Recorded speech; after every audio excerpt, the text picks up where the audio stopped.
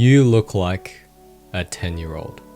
Believe it or not, I've been called this many times throughout the past 5 years. Just FYI, I am turning 20 in 3 months, by the way. Yeah, I know, right? So throughout high school, I've always been called young. I've always been told that I look younger than my age. A lot of people think it's nice being called young, but 10 years old, I don't know about that, man. So this kind of led to me developing plenty of insecurities throughout high school, and still to this day, to be honest. And all of that points back to this little face right here. I never liked the fact that I have this baby face. I still kind of have the baby fat, like my chubby cheeks and my monolid or whatever the fuck this is called.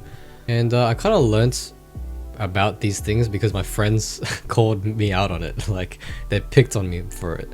Most of the time it wasn't specific. It's like, oh, you have a fucking chubby cheeks, a baby face. Sometimes I get that, but most of the time it's just the fact that I'm so easy to pick on because I look young.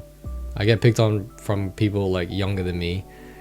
It's easier to, you know, talk shit about me and to mess around with my feelings and shit because I look like I'm 10 years old or 12 years old.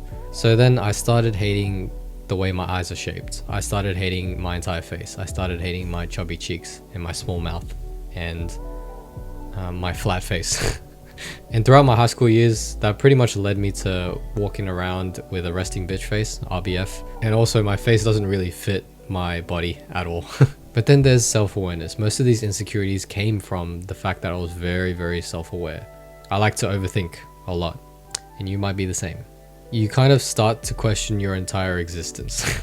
I'll put this into example. I'm walking around and I always ask myself, do I look good right now? Am I walking the right way?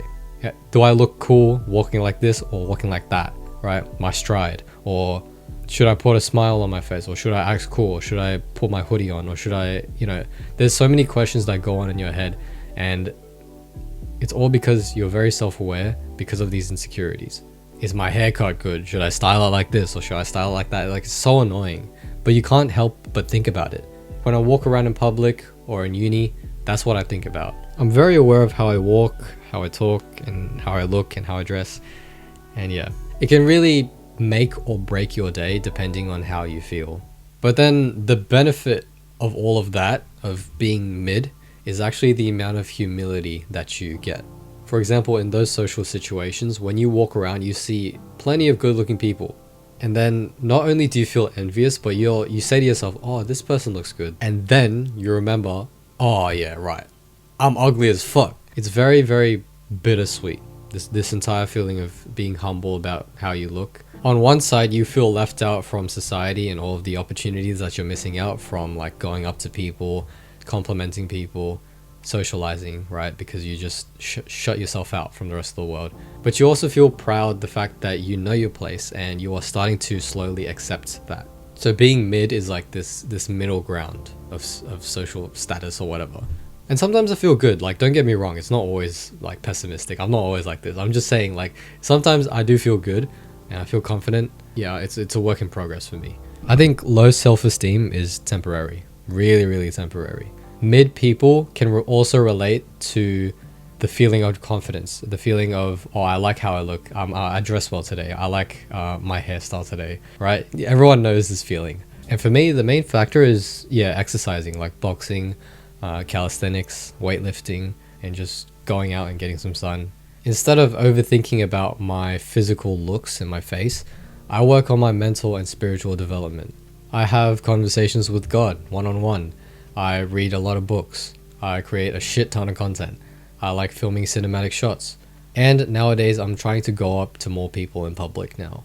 And let me get this straight. None of this is possible without me taking action and without me having courage and faith in myself. And like, I used to be the type of guy who was just shut myself away from the world completely. Like, really, like, wear a face mask if I have to back in COVID. Like, I used to love wearing a face mask just so I can hide my face, which is really sad. But you only live once, right? So you have to spend your life as if you don't have another chance to get better. Either die the best version of yourself or die trying. And most people die trying, and that is okay. That is literally the goal. The journey is the goal. The goal is the journey. And the journey can include, for you, might be your glow up, right? Your glow up journey. Or for me, it might be training hard, my entrepreneurship stuff, content creation, business. And all of this I learned from looking like a 10-year-old. So now I just feel grateful for being mid, you know? I feel grateful. I'm content with it. Although there are some insecurities, you know, I'm human. It's never perfect, right? I always feel like, oh, maybe my hair looks like shit right now. Whenever I'm in public, I see a reflection of myself in the mirror and I'm like, oh fuck, my hair looks so bad right now. You know, it's like these little things that we say to ourselves to make our confidence and our self-esteem decrease. It's bad. It's a bad habit that I have and a lot of people have as well. It's because our standards and, you know, we always love to compare ourselves with others and it's so unhealthy. But it's just, you gotta focus on yourself. But sometimes I imagine that if I had the pretty privilege, I would kind of be a dickhead. If I looked better, if I looked more attractive, then I would be more of an asshole. And I think only mid people can relate. But okay, let's be realistic though. Ain't nobody going about their day thinking about how ugly you are or how mid you are. Like no one gives a shit about us. No one. Like, so let's just get that straight. The more we repeat that to ourselves, the more comfortable at least I get with, you know, in social situations. So we might as well say, fuck it, we ball. Just take the risk. Go up to that girl or go up to that guy. Do something different. Think of something funny and put a smile on your face, alright? Just laugh out of nowhere. Like, there's nothing wrong with that. And stop victimizing yourself.